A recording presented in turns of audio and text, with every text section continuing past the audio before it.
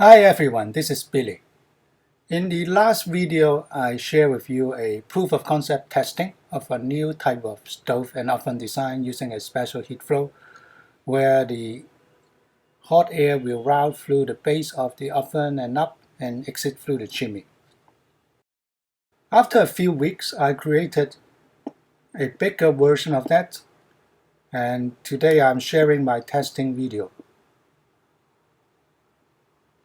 My oven design is like this. There's a slit underneath the stove where the hot air will route through base of the oven and rise again and then exit through the chimney. However, I find that this design is not that good. The maximum temperature I can achieve after testing shows is only 150 degrees Celsius. This may be because the path is a little bit complicated and creates a friction for the hot air to go down and up. Fortunately, I designed my oven to be modular and can be installed backward. So by this new installation, I can bring the temperature up to 200 degrees Celsius. Looking back at all the different oven design I used, an oven placed at the bottom of the stove can achieve maximum temperature of 150 degrees Celsius due to the indirect heat transfer that is not that efficient.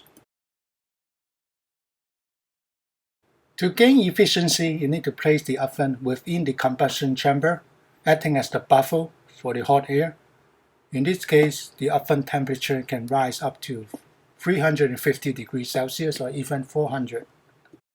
I also try to replace the tenon joints that I use frequently to create my oven and stove with a swinging joint like that of the door.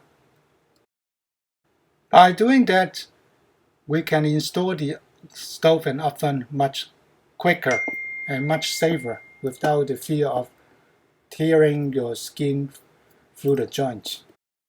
Here is the finished product. We have a chimney mounted to the top of the stove, and this is the module for the oven that is foldable. I use two types of joints, the swinging joints like the front and back door using the rivet, and for the side of the body of the stove I use the same type of joint as the door. When I first built this oven, I stand up a tall edge in front, like what is shown in the diagram, to stop heat flow directly to the top of the stove. So it must go through the slit underneath at the bottom of the stove. After testing, this is proven to be inefficient, so I changed the design to what you see in the picture now. Both ends are not blocked, so hot air can go freely as where they want. The top of the stove is made of 0.3 mm stainless steel, but you can replace it with titanium. Body of the stove is made of 0.2 mm stainless steel. Top of the stove is mounted, secure with the body through some hinges. In front of the stove, I put in the high temperature glass, measure 18 mm times 200 mm. I also installed the rectangular wind gates.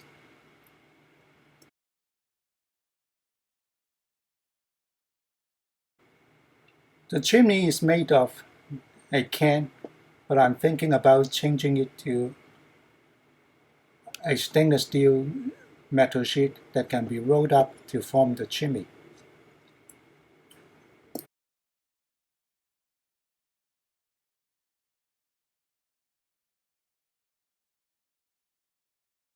The oven is big enough for a medium-sized pizza.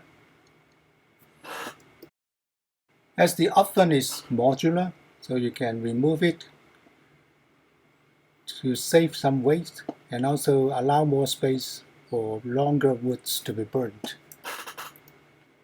The whole stove is weighed 1.62 kg after removing some part of the leg.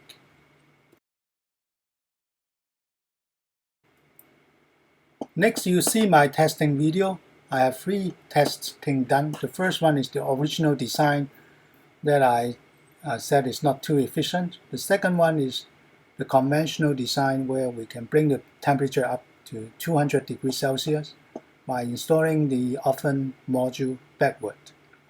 The last video is to remove the oven, so you have the entire stove by yourself, so you can burn the longer woods.